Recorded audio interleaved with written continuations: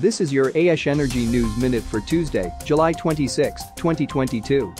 In mainstream news, CNBC reports Volkswagen backed Northvolt to develop wood-based batteries for EVs. Northvolt will partner with Stora Enso to develop batteries that incorporate components produced using wood sourced from forests in the Nordic region. A joint development agreement between the firms will see them work together on the production of a battery containing an anode made from something called lignin-based hard carbon.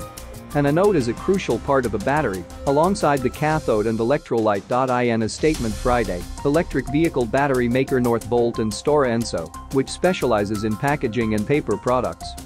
Bloomberg headline: European gas prices advance on Russian pipeline uncertainty. European natural gas prices rose for a fourth consecutive session, with little clarity on future volumes via a major Russian pipeline.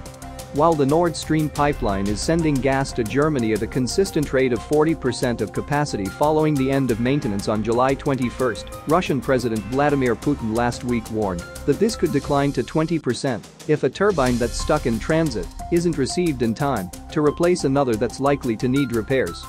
The Financial Times reports Schlumberger raises outlook as war in Ukraine pushes oil prices higher. Wall Street Journal headline: U.S. initiates trade fight with Mexico over energy policy. The U.S. launched a trade fight against Mexico on Wednesday, accusing President Andrés Manuel López Obrador's government of favoring its state-owned utility and oil company at the expense of American businesses. The U.S. is seeking dispute settlement consultations under the U.S.-Mexico-Canada agreement, the first step in what could lead to tariffs on a range of Mexican products. It also represents a challenge by the Biden administration to Mr. López Obrador's effort to regain government control over the country's oil and electricity markets. Forbes headline: Tesla's longtime partner Panasonic building $4 billion EV battery plant in Kansas. Panasonic's new Kansas battery plant will be among the largest in the U.S. Panasonic Energy. Panasonic, Tesla's main battery manufacturer and a key investor in the company's earliest days, says it intends to build a massive $4 billion battery plant in Kansas to supply packs for the auto industry's fast-moving shift to electric cars and trucks. Announced Wednesday afternoon by Panasonic Energy, a unit of Osaka, Japan-based Panasonic, the planned production facility will be situated in DeSoto, a Kansas City suburb, and could ultimately employ up to 4,000 people when it opens in a few years. BBC reports Germany scrambles for energy with no faith in Russian gas. Germany's leading energy expert says she's living in a nightmare. What's worse, she saw it coming. For 15 years, Claudia Kempfert says she tried to warn politicians and the public that the country was too reliant on Russian energy.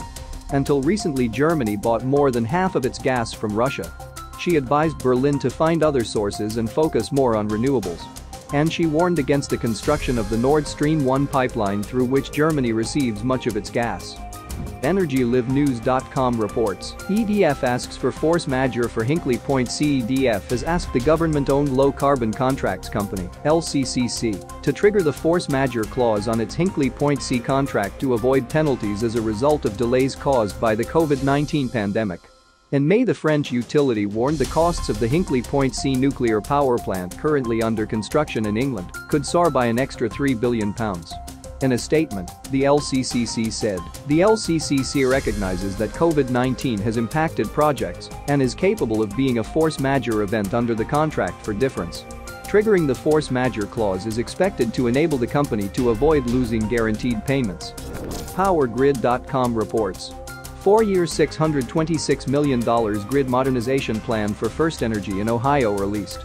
On July 18, FirstEnergy's Ohio Utilities, Ohio Edison, Cleveland Electric Illuminating Company and Toledo Edison filed a plan with the Public Utilities Commission of Ohio, PUCO, that would expand investments in smart grid technology, including equipment to help reduce the frequency and duration of power outages for customers. Components of the plan: the filing, known as Ohio Grid Mod 2, proposes a 4-year $626 million investment plan that builds upon system upgrades completed since the PUCO approved the utilities Grid Mod I plan in 2019. This has been your AESH Energy News Minute for Tuesday, July 26, 2022. If you want more global electric energy news and real-time alerts, hit the subscribe button now and follow us on social media.